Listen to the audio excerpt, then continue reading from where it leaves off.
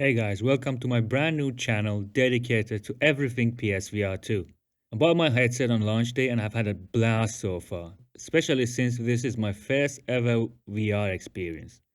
I've been enjoying Horizon a great deal, but as a huge FPS fan, I could not stop myself from purchasing Pavlov and trying it out. After launching the game, I went ahead and started the tutorial. I figured despite being a shooter game veteran, I'm a total newbie at VR gaming, so it's best to set aside my ego for a while and take the lessons. The tutorial was quick, but it wasn't anything special. Yet I was impressed by the attention to the detail and the game's attempt at presenting a more realistic shooting experience. Naturally, my next step was to step into the range to familiarize myself with the game's mechanics. In the beginning, I was pretty optimistic. After all, I have some real life experience with shooting from my army days as well as regular FPS games.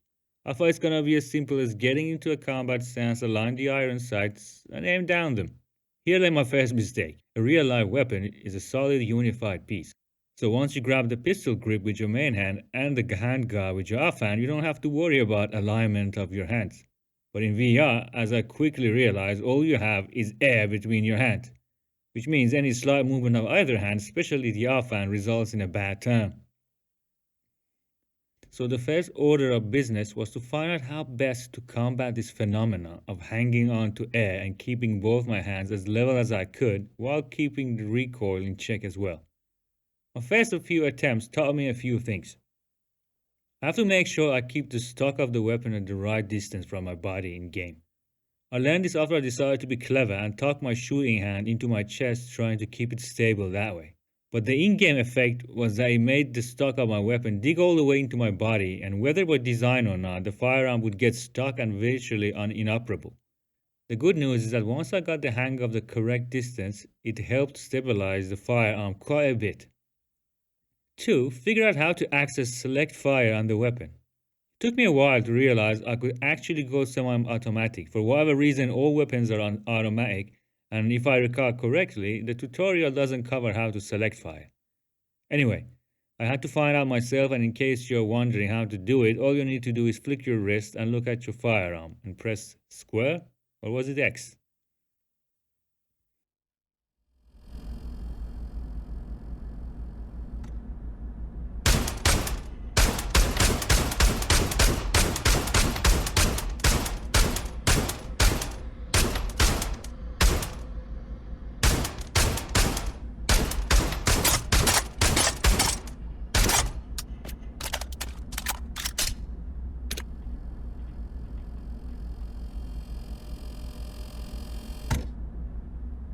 3. One persistent issue for me was that for some reason I felt like I had to bring my offhand higher than was natural for me to keep the front sight level. I struggled with this for a while until I noticed an interface next to my booth. I approached it and it turned out to be a neat little modifier for the weapon's default positioning. Here you can adjust the tilt, height, and even lateral positioning of the rifle to suit you. Naturally, I started fiddling with it.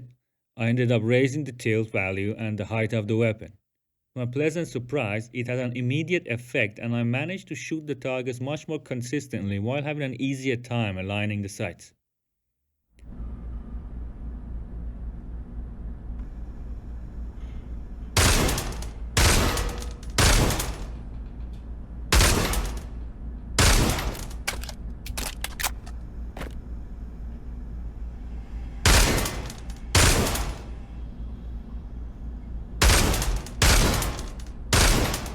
4. This one I suspected was having an effect but only confirmed its veracity once I played a couple of rounds of gun mode.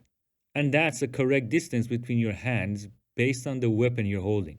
This is obvious when you switch between a sniper rifle and an SMG, but I found out that bringing my offhand closer or farther had an effect on stability even when going from an AR to an AK. So again, props to the devs for attention to detail. 5. Following firearms shooting 101 works.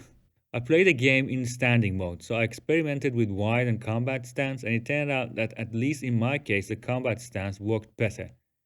Next fundamental practice that had a positive effect was squeezing the trigger instead of mashing it.